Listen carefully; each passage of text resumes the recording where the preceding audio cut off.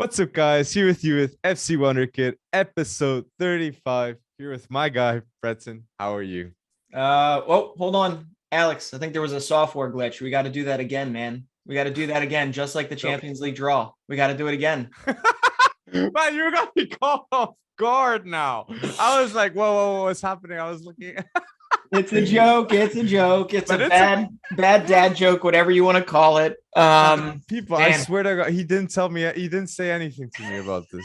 He didn't say anything to me about this. But yeah, that's what happened in the Champions League. And look, I'm crying, and I was crying after I knew that it was rigged. Yeah. A Messi Ronaldo chance to see, man. Like my days, that would have been like the live, and what a game it would be. But since it was rigged, look, I'm not going to support it, obviously, but since it was rigged. Well, listen, hey, it comes down to this. I don't care how many draws there are. You're going to have to get through the good ones at some point anyway. It doesn't matter if you play them in the semis or you play them in the beginning stages, but yeah, if you're playing well. Yeah. Yes, that's true. Form matters. The transfer window tends to somewhat matter.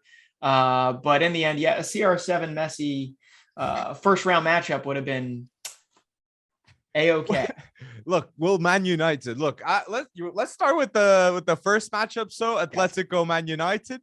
Yeah. So if there's one guy that Atletico don't want to go against, it's obvious. It's Cristiano Ronaldo, and he plays for Man United. So I've got some stats here. Statman Grish here. We got Cristiano Ronaldo scored 25 goals in 35 games against Atletico. Ooh. And two hat tricks in the knockout stages. Okay. In which was one of the biggest comebacks, which was embarrassing. The fans were like, Cristiano. And Ronaldo just answered with the cold-blooded eye and said, Yeah. Do you know what I mean? Yes. So that's it. That's the guy. And I think, look, United have the player to beat Atletico. It can happen. Will it happen?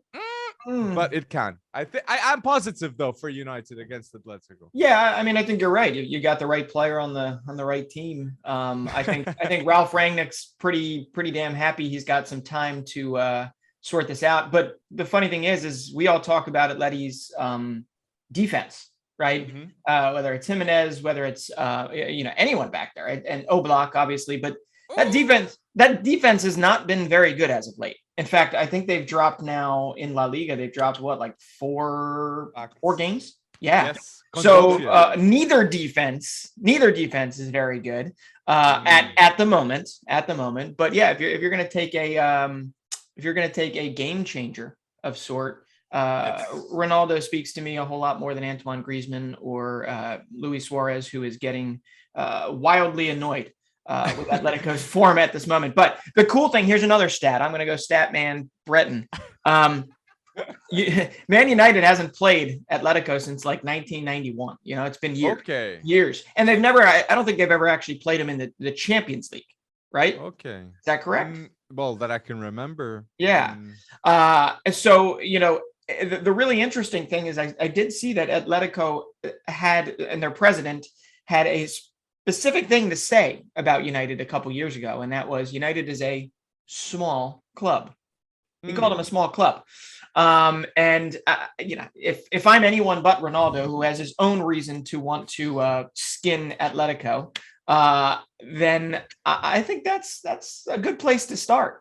But I mean, who are you going to take? United or Atletico? I'm mentioning United because of my guy Krish, but I'm just gonna say this. This is a big statement, and it's something I really believe. Okay. And it's why I reason with Krish. And it's Simeone. If Cristiano Ronaldo never existed, Simeone right now would have 3 Champions League. Yeah, that's true. 100%. Yeah, that's true. So Simeone might have been considered the best. Might be considered if he weren't there, it would be the best coach in the world, possibly. Yeah, like 3 Champions Leagues. So I think that has a big. It's heavy on my answer. So I'm mentioning United. You got United, and I do see some news. Just just a fast one. Rudiger. If Rudiger goes to United in January, Rudiger Varane, sorted defense. Problem for Atletico, which Atletico are in the mud by putting Kondogbia at center back. Okay? Kondogbia is your guy at center back? That isn't it. And obviously, when that has happened, Atletico's defense has not gotten really any better. So really, what it comes out, I thought it was more likely though Rudiger could be headed to Real. It is. It's between the two, I'd say. Who can pay that salary? Who can pay that salary he wants?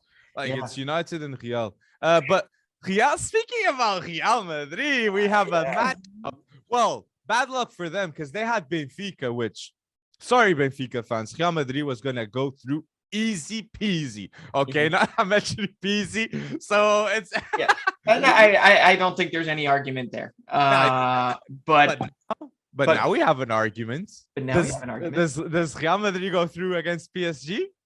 What are your thoughts? Let's see. Well, first off, I got to say, I still have Atletico pulling it out against Manchester United. I don't have any real reason but to be counter to you. Maybe it's your excitement about Cristiano Ronaldo that gets me rooting for the opposite end, right? Now, playing devil's advocate, I do think Simeone versus early stages Rangnick United. I think that he will be able to right the ship a whole lot faster than Rangnick will be able to assemble the ship, if you will. So now heading down, we're going to a big one, right? We're skipping over Chelsea Lille for the second time. No. That's a big one. Okay, PSG versus Real Madrid. Here we go. Who'd you got? I mean, all I can say is if PSG is going to win the Champions League, okay, which is we have talked about this, right? It is like the sole goal for PSG. League One means nothing. Okay. If they're going to win it, there is no better way to start.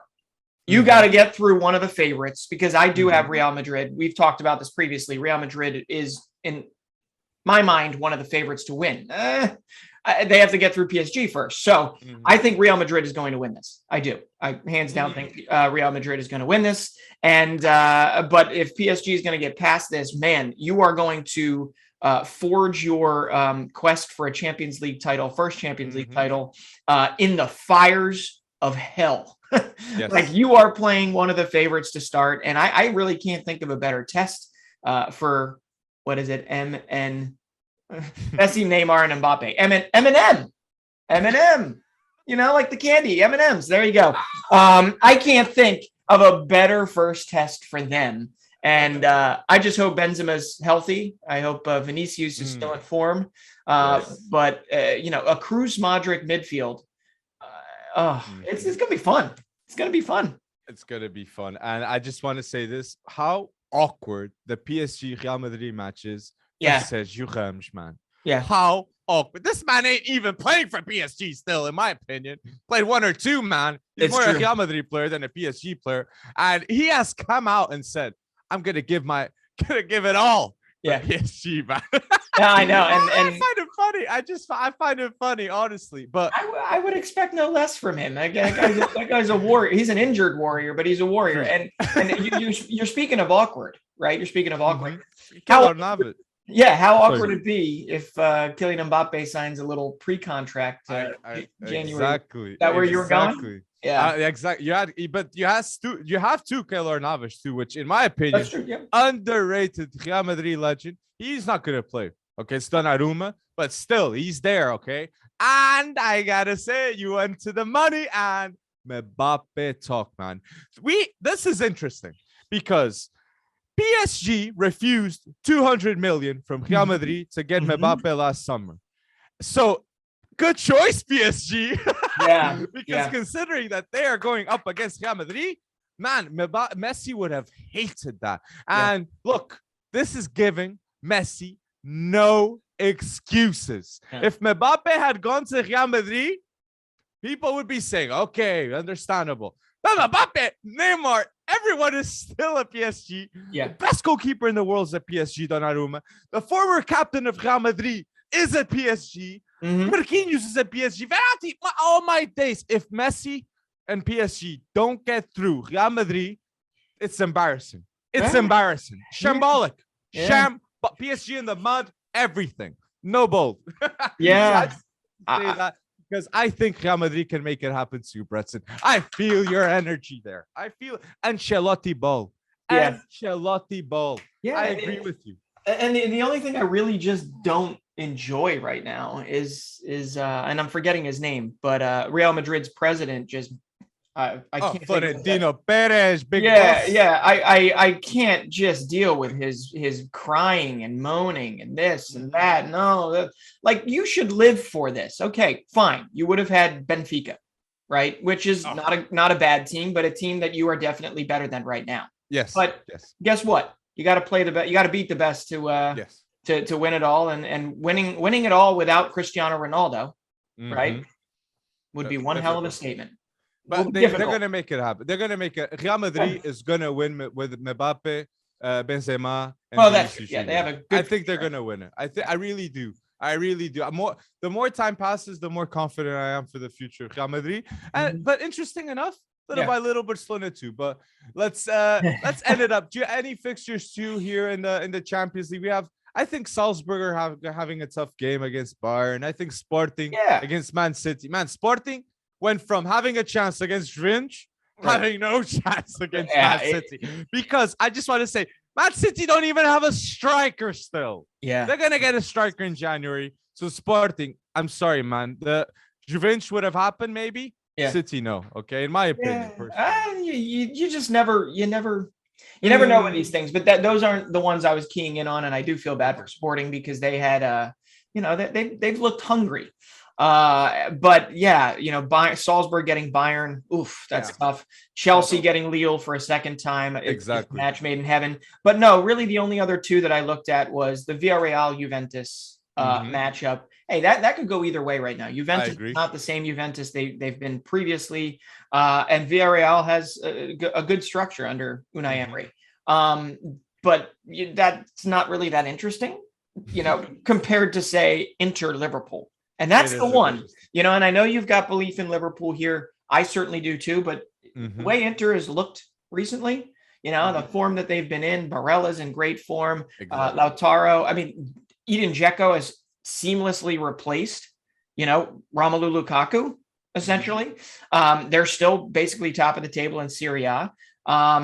This is a really hard matchup for Liverpool, in my opinion. It is, and the Reds. If I know Florentino Perez wanted to bitch and moan about Real Madrid's draw, but Liverpool had Salzburg previously, and Karim Adeyemi probably could have drawn 14 penalties because he did that through the group stages, but I don't think they were going to be. Salah was going to take care of that anyway. Inter Milan, Liverpool. That's the one. Next to PSG, Real Madrid that I'm incredibly excited about. And all I'd really like to see is maybe another Trent Alexander-Arnold, 40-yard screamer in it.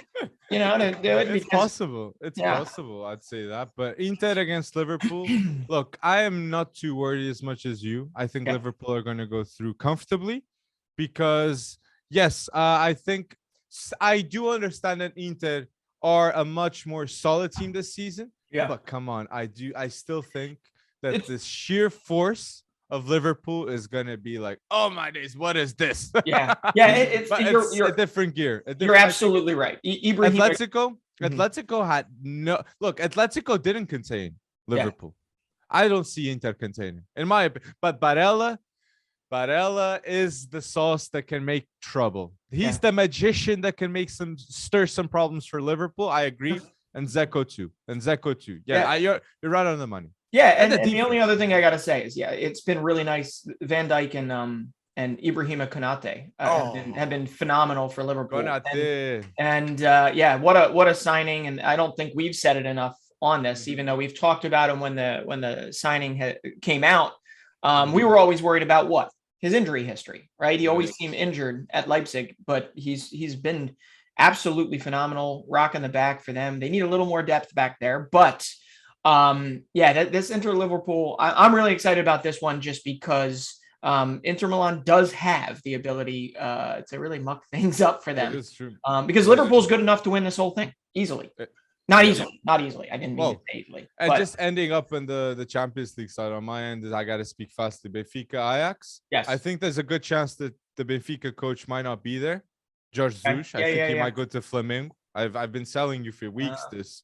Like, it's no cap. Like, I really believe that can be in the works right now. Haven't fans So been signing a petition to send him there?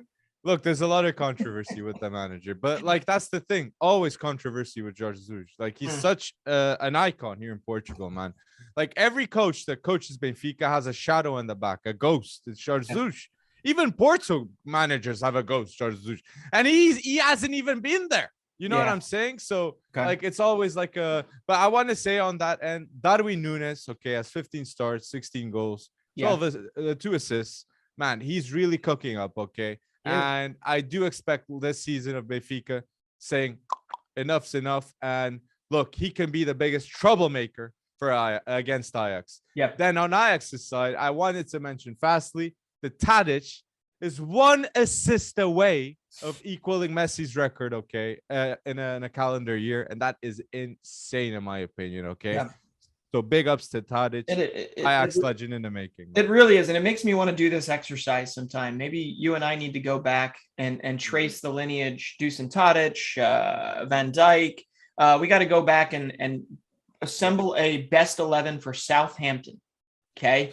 Southampton has provided a stepping stone for some ridiculous talents. And Dusan Tadic has just found a match made in heaven at Ajax. I mean, he just is the engine that could for them. And it's, I just don't see Benfica, Darwin Nunes being able to get by Anthony, Tadic, Haller, Timber. It's going to be very difficult. But let's see. And so Europa League, you want to talk fastly on the Europa League side? Because surprisingly, there were some phenomenal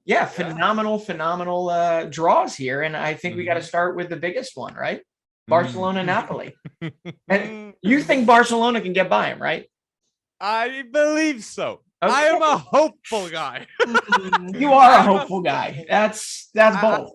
It is bold, but I believe it. Look, will I put my chips on Gavi that performed wonderfully yesterday? I will. But Napoli is look. Barcelona, like when that was one of the worst.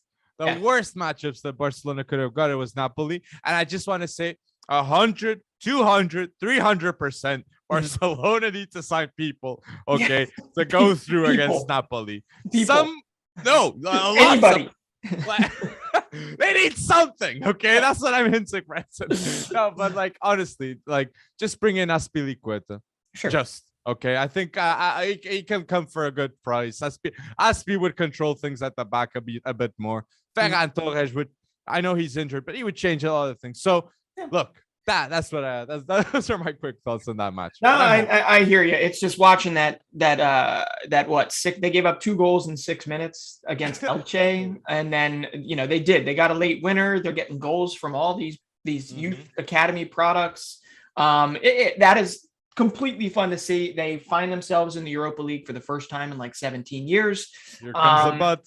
And this is going to really blood some of the youngsters, and you're going to see what they can do, because Napoli obviously is Napoli. They like to put goals in. Their form has not been as pristine as it was at the beginning of the season, but they still have Dries Mertens. They still got Alif Elmas. They've got some really solid players. And I know Koulibaly, whose form is also kind of, I wouldn't say dipped, but he's obviously not as like dominant as he was early on this season. So Napoli has some cracks, but the one thing that they do is they score goals, and they score a lot of goals. And when that happens, I don't know if Barcelona has the defense to deal with that right now. It's a hard one. Yeah, it's gonna be tough there. So I'm gonna take Napoli on that one, but I would love the narrative that you get like a Gavi 90th minute winner, but we also got to remember there's no away goal rule for either. Oh, true. Yeah. So I don't know if that plays into Barcelona's favor. I don't really know what that is, because they're going to be playing without fear because they're kids. But it's going to be a lot of fun. I got Napoli winning that one. Who do you? Yeah, I'm a hopeful guy. I'll go Barcelona. So. You go Barcelona. The other Europa League matchup I wanted to talk about was like Lazio Porto. In my end, okay. Yeah. I think Porto. Look, I believe in Porto. I believe a lot in Luis Diaz. I can't stop talking about this guy when I speak about Porto. because people outside, you'll understand when you watch more of Luis Diaz and when he gets the move. Mhm. So I think Lazio, look, Porto can win it. Porto can win it. Okay, the Europa League, and I agree. Lazio is a good first matchup. Okay, Yeah. so let's see what happens. The coach Sergio Aguero, he's got the motivation and he knows Serie A teams very well because he played in Serie A even. Sure. Yeah. So that's a good and Juve. Look at Juve. Yeah. Yeah. Well, that you could. It's like the PSG Real Madrid thing. You could look at it as a man drawing Lazio this early on instead of like a whatever somebody else, Olympiacos or something. It is what it is, and I do think that they are one of the favorites to win the Europa League because I do think that they have a pretty solid team up and down, and they got the quality to do it. And that kind of moves us to the other favorite, which is Red Bull Leipzig, and they've got some real Jekyll and Hyde crap going on right now.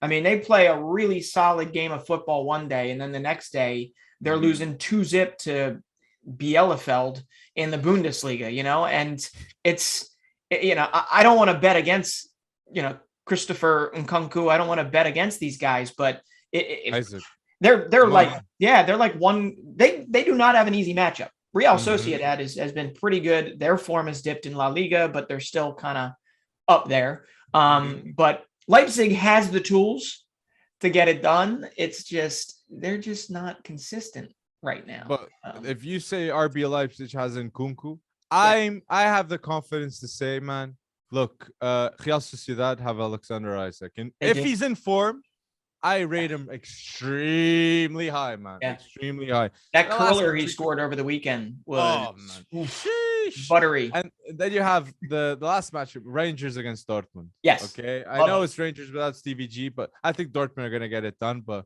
it is a good mention to see. And Europa League has good matchups, man. And they really are. They're, like, these are fun teams because Rangers obviously took hold of the SPFL.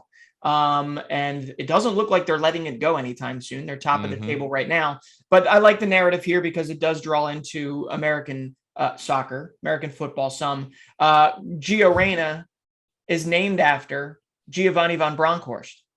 Okay. Oh. Giovanni von Bronckhorst is the new coach of Rangers. And that's because Gio's dad, Claudio, played for Rangers back in the day. They were teammates and good friends. So Gio is going to play his namesake, and it should be really interesting. But Rangers does have. You have to talk about Alfredo Morales, who is a kind of a divisive figure because there's been talk of him leaving for so long and he hasn't left.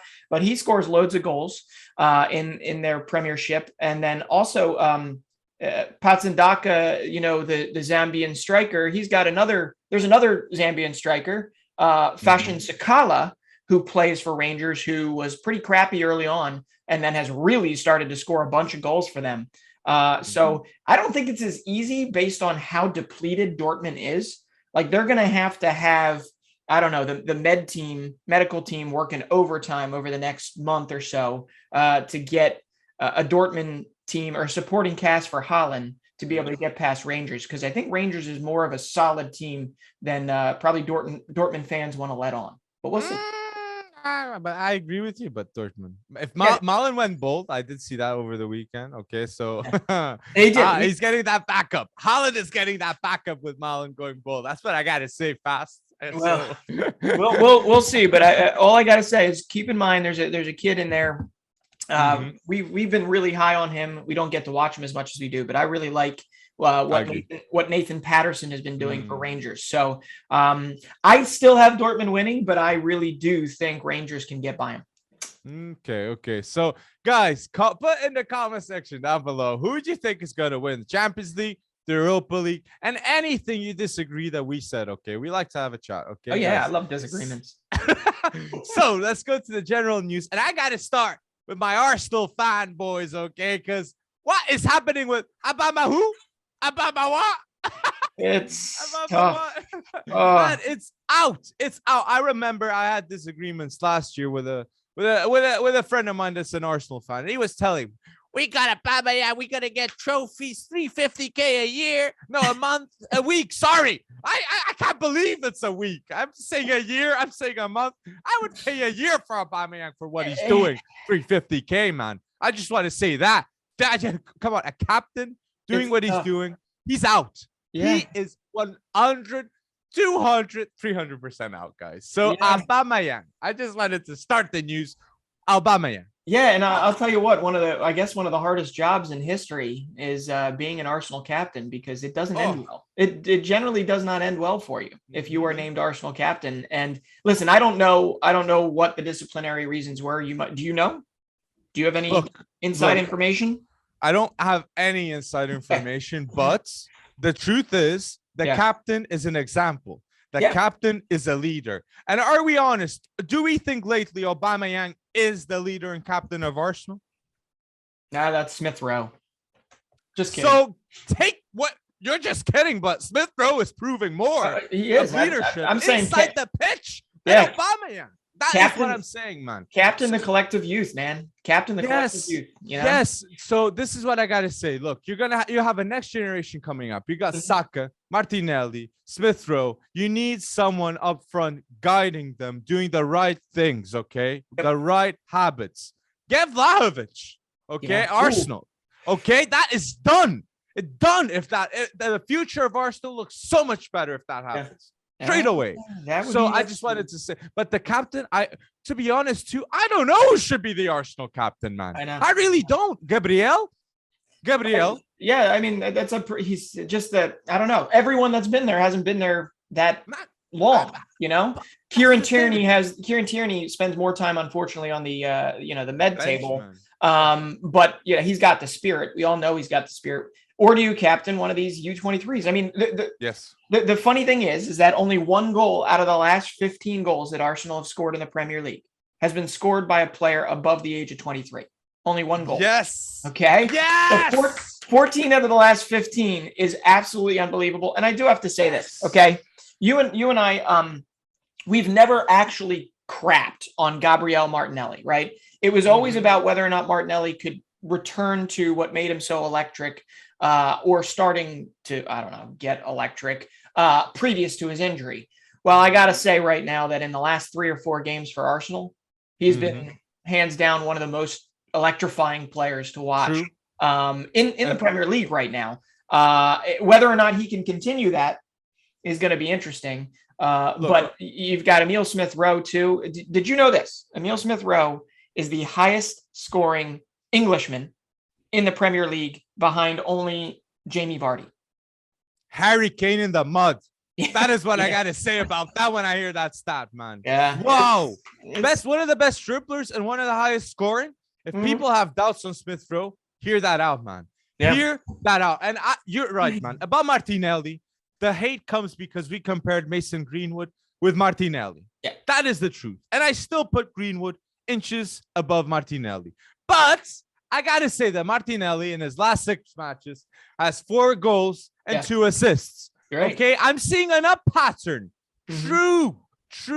But let's put the brakes to let's see more. Okay, because Greenwood has shown more double figures. So let's see. Okay, I really believe in Martinelli. Look, Martinelli has an unbelievable story to rise to fame, man. He went from the 4th Brazilian division to Arsenal straight away. So he went on trials to United. He went on trials everywhere. He hustled Martinelli. So I have big respect, and I think he's a world-class potential talent.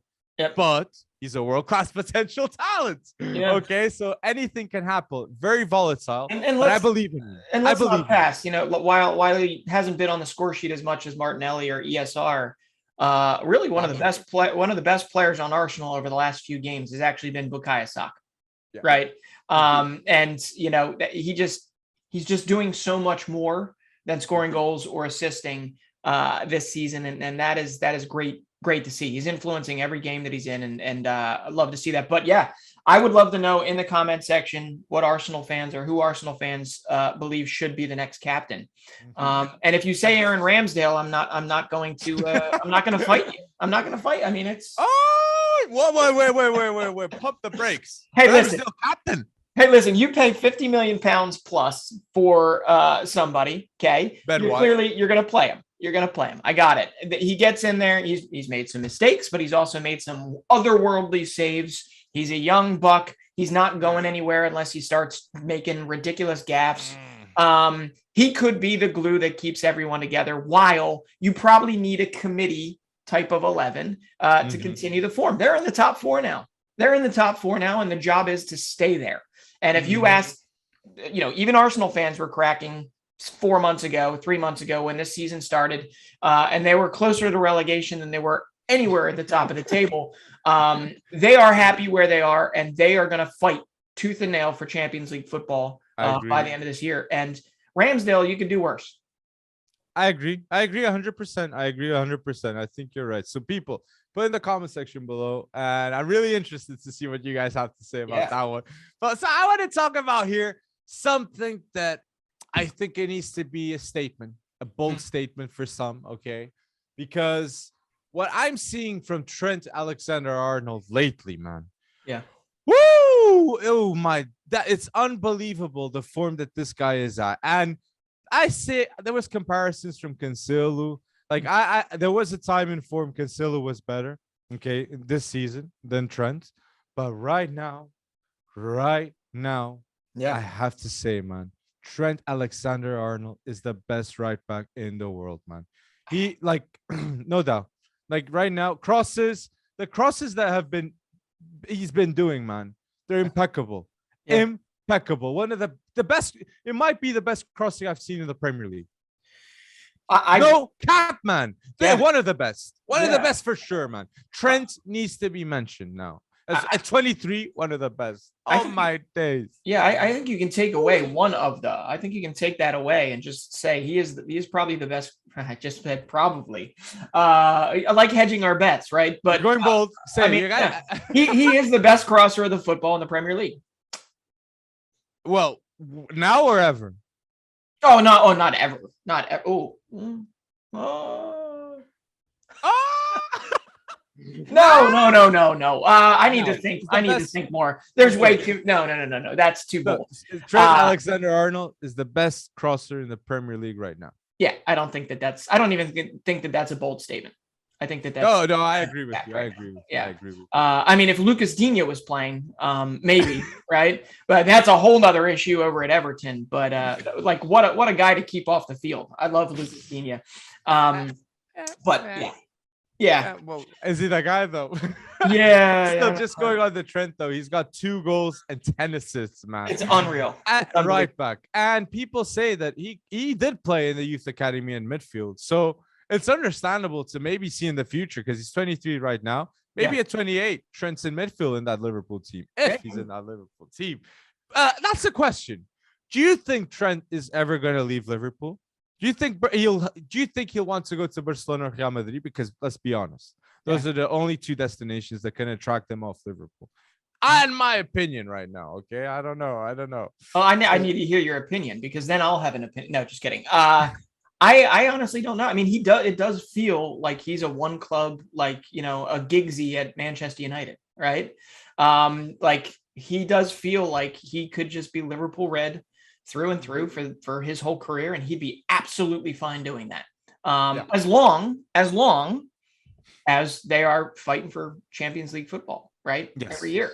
So obviously if that changes, like they don't pay Salah, or they don't, keep their core, and the guy that eventually takes over for Klopp in the future, who knows when that is, doesn't do the right thing. I mean, there's so many different variables here, but I think if Alexander-Arnold had his way, he would stay Liverpool red for the rest of his life. Oh yeah, I agree with you. And I did see a comment too on TikTok, and I can't remember the person's name, but it was a wonderful comment, and it said Klopp wants to stay the same time that Salah stays at Liverpool. Klopp wants to stay with Van Dijk, with Alisson, with Salah, and once they leave, Klopp leaves. And it does make sense, man, this theory, because you do see a lot of unity in this group, a lot of sense of we know what we're here to do, and we're gonna get it done.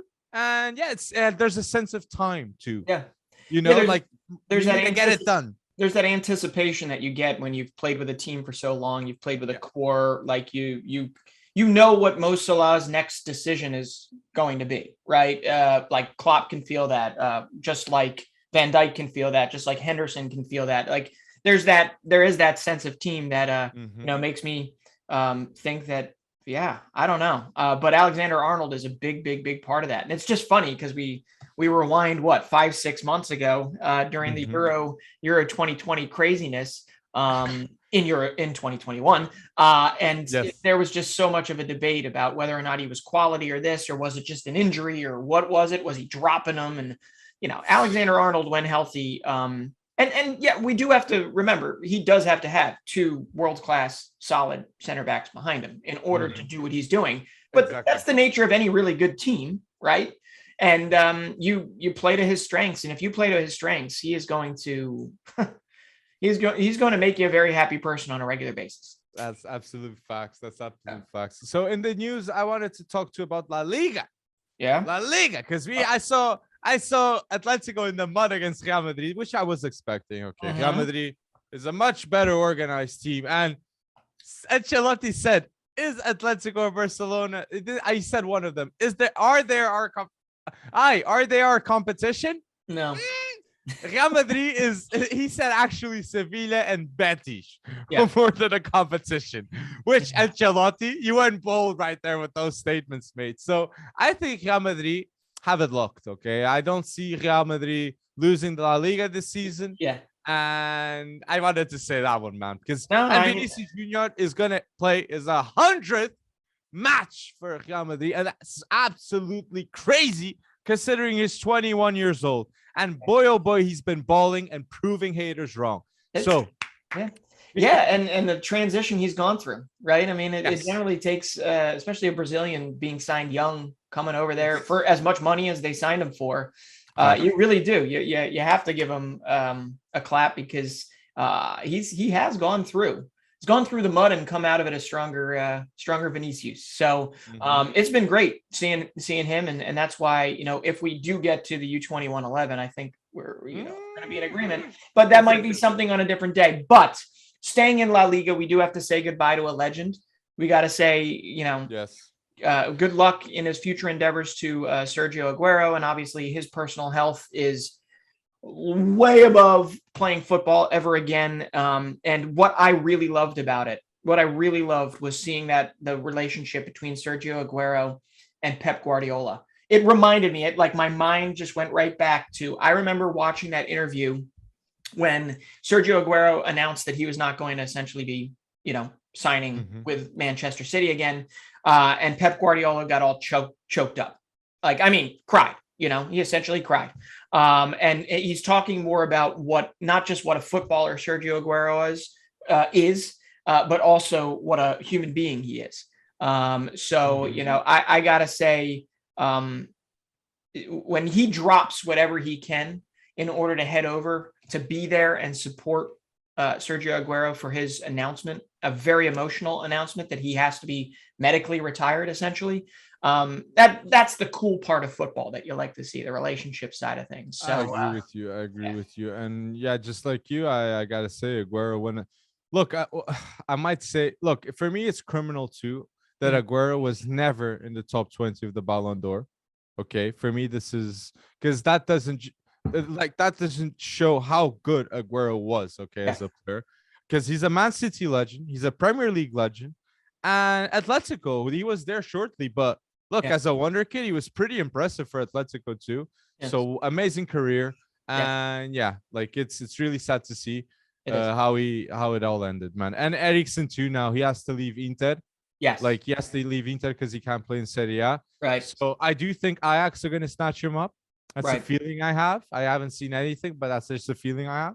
Yeah. So, any club would be great to get Eriksen. I actually would love. I think he can play at a much higher level than this. But wouldn't that be a wonderful get for the Danish Superliga?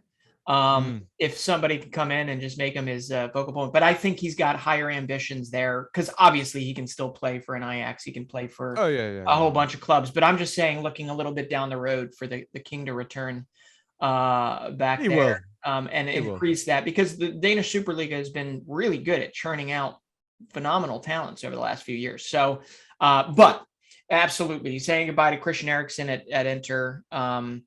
We'll see where he winds up. But the other thing we got to say in the general news side of things is Robert Lewandowski broke another record.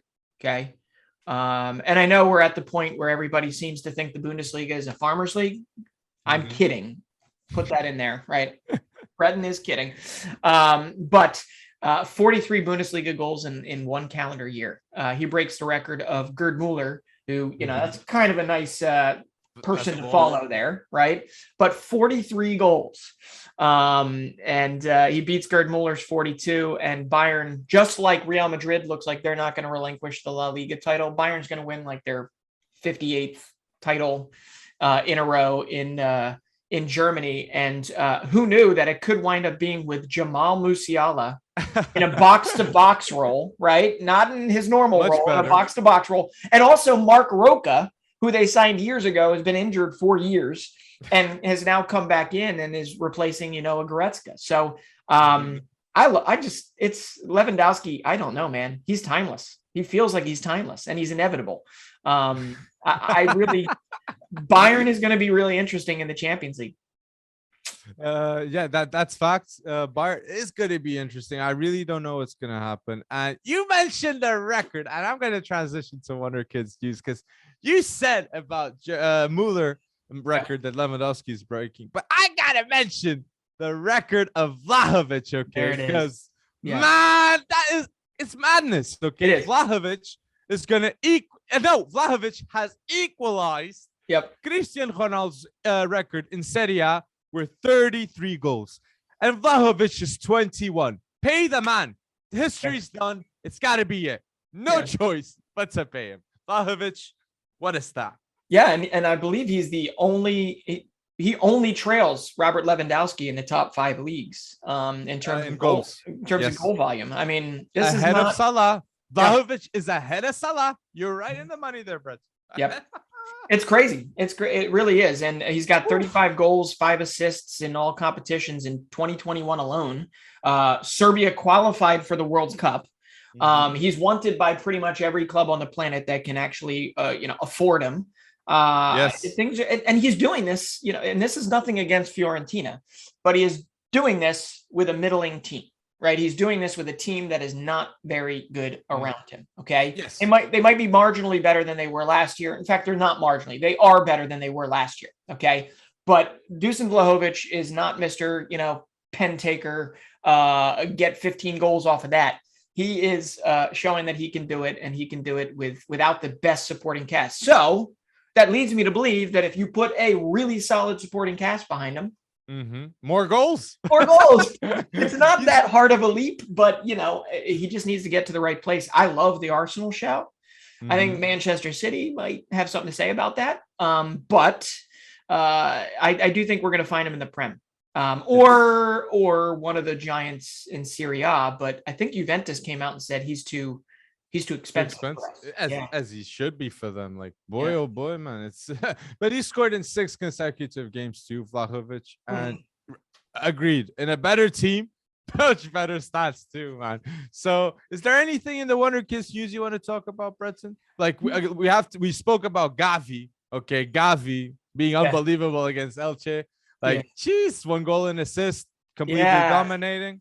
Yeah, no, I mean, the only other one I wanted to bring up, Florian Wirtz continues to break records as well. And he becomes the youngest Bundesliga player to reach 50 appearances, which I think has beat, it was Kai Havertz before that. And, I don't know, it just keeps getting broken. But Florian Wirtz, again, with Bayer Leverkusen, is just continuing to, he's only 18 years, 7 months, and 12 days old. It breaks the record for that many, and just a phenomenal story in 2021 for him. So that's really the only other person I had to say. But where do you want to go next? So we got to talk about the last topic. We prepared it. So I was like, we got to talk about it if we prepared it. And if there's anything in the Wonderkids news we didn't talk about, put in the comment section down below. But now, this is the topic. Best under 21 11, okay? We're gonna try to keep this one fast because it's the end of the pod, but Yes. we gotta talk about it. So, Okay. who is in your defense? Okay, you want to do? Let's start with the defense, then the midfield, and then attack. Well, are we forgetting you want to do goalkeeper first? Yes, yeah, of That's course. that is defense, I guess. Yes. Okay. All right. So who's your goalkeeper? Meslier, your goalkeeper. I went Anatoly Trubin. To be honest, I think Meslier obviously plays at a higher level. But then again, Trubin was playing Champions League football. But yeah, neither have been phenomenal as of late. True. Right. True. Which happens with young goalkeepers, and they've kept their. I mean, Marcelo Bielsa's Leeds has bigger problems than a drop in form from Meslier. But I honestly, Anatoly Trubin has just put in. They've both put in head over heels, phenomenal things. But I picked Trubin. You picked Meslier. I don't think we need to argue about that. We just want to give two guys their just dues. I honestly can't name many U21 goalkeepers out there that are playing at an even level. Well, the Stanioglu, he's good too. I've seen the Stanioglu. Yeah, and the little bit I saw of him the other day, he made a mistake, and I guess that clouded my judgment. That happens, man. That happens. But, and the only other one is there's an Englishman at Saint Etienne, Etienne Green. Of course, he has the same name as Saint Etienne, and his name is Etienne. But Etienne Green, he's been playing for them all season, but Saint Etienne is in like dire trouble staying in League One. So anyway, goalkeeper, moving on. Trubin. Let's go with 4 defenders. So I'm gonna say at the left, Nunes has to be my guy at the left. Okay, so I'm going with Nunes at the left. Yeah, that's blasphemy, in my opinion. It's Timber at center back. Okay. Next to Wesley Fofana, which he's injured, but I'm gonna put Julian Timber with Fofana. And at right, I'm going bold with this one too. And it's Jeremy Frimpong at the right. Okay, I'm putting Frimpong. Yeah. So yeah, my defense is Nunes, Wesley Fofana, Julian Timber, and Jeremy Frimpong. Okay. All right. Who'd you got? Yeah. So I was gonna put Frimpong as well at right back, but I felt like I had to go 3 center backs here. And obviously there's gonna have to be a shift here. Alphonso Davies for me is gonna have to play center back or some sort of like Azpilicueta role. But Alphonso Davies is in this. I'm picking 3 defenders. That's what I'm saying. This isn't a formation for me. 3 defenders, U21 team of the year. I'm picking Alphonso Davies. I'm picking Sven Botman because anytime Lille wins League One, right? And then they also make it out of their Champions League group, and he's at the front of it. They're not playing their best football, okay? But Sven Botman has been front and center for them, still has plenty to improve upon, but he could make a really big team very happy in the near future, okay? Fair point. And I think Lille likely will sell a lot of their players off coming soon. But Alphonso Davies, Sven Botman, and then I also have Jurrien Timber. Jurrien Timber, I mean, his rise is pretty awesome, and he's been not flawless, but he's been phenomenal for them in Champions League football as well. And there's a little versatility there. I am leaving out Wesley Fofana. I think, pound for pound, when he's healthy, he is one of the best in the world at U21 center backs. And we're also leaving out a William Saliba, who is getting better and better every day, even though Marseille is regressing. I'd say Gonçalo Inácio, man. We're leaving out Gonçalo Inácio. For me, he's been unbelievable. Pavlovic and Lacroix. Okay, Lacroix's dipped too a bit now. Yeah. All 3 too. Wolfsburg, I don't know what happened, but Wolfsburg, the first 3 quarters of this year, phenomenal. Yeah. Wolfsburg, the last quarter this year, it's a train wreck. It's an absolute train wreck.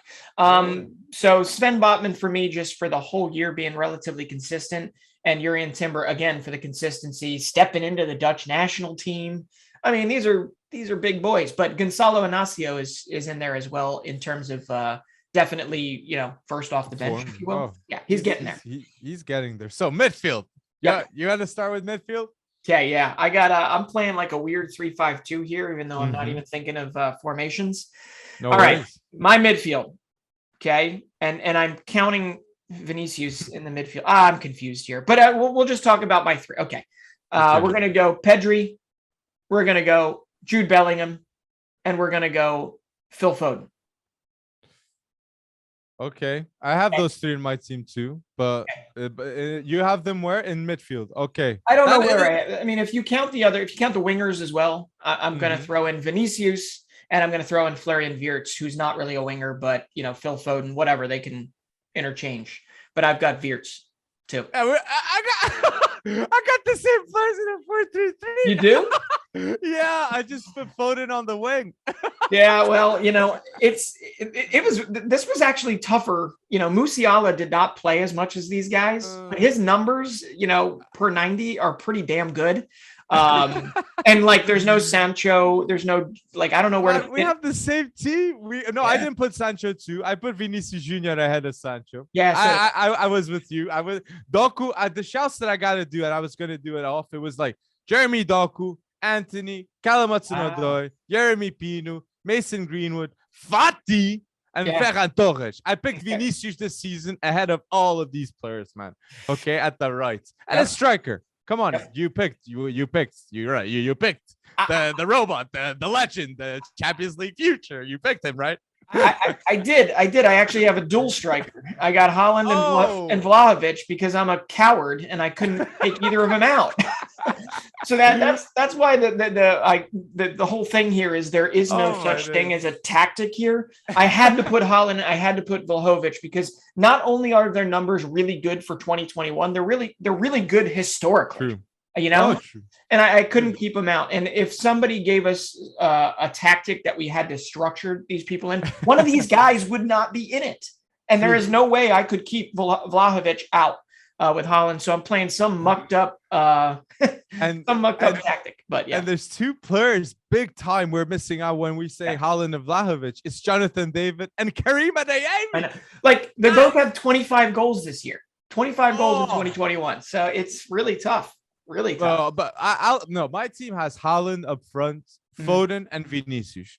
But for me, I have a sweet spot for Jeremy Doku because I think he's the best Belgium talent out there. Okay, so that was. I mean, a couple others that we didn't. I know you mentioned Mason Greenwood, but.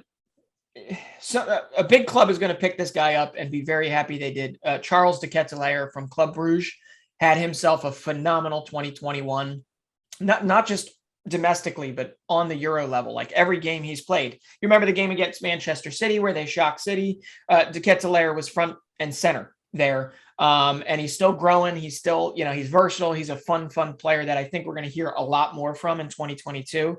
And then the only other person was, we barely even talked about Eduardo Camavinga moving from Stade Rennais to Real Madrid and finding a home there and playing right away. This wasn't we got to give him some time to transition. It's no, Camavinga is playing a role day one. So, And you got Smith Rowe, you got Gravenberch, a lot of mentions. So, guys, put down below who should have been in the under 21 quick lineup. Okay, guys, who did we miss out? Okay, people are gonna say we missed out this. So, episode 35, guys. If you're watching on YouTube, drop the like. It helps us hugely. Follow us, man. And guys, before you exit, I'm sorry for interrupting you. I do have to do a quick shout out. I know we have some Mexican followers. Got to do a quick shout out to Atlas FC. Oh. They won their first Liga MX title in 50 years. And I don't know if you saw any of the video that might have come your way, but there were people that had waited the 50 years and were absolutely in shambles, in tears for it finally happening. So I just had to announce that we watched it. We saw it. It's so cool. They actually have a young core. But I had to mention that before you go into your conclusion here. So apologies. Just needed to do it. There you go. So guys, I hope you guys enjoyed episode 35. And watch out for next week, guys. Thank you so much.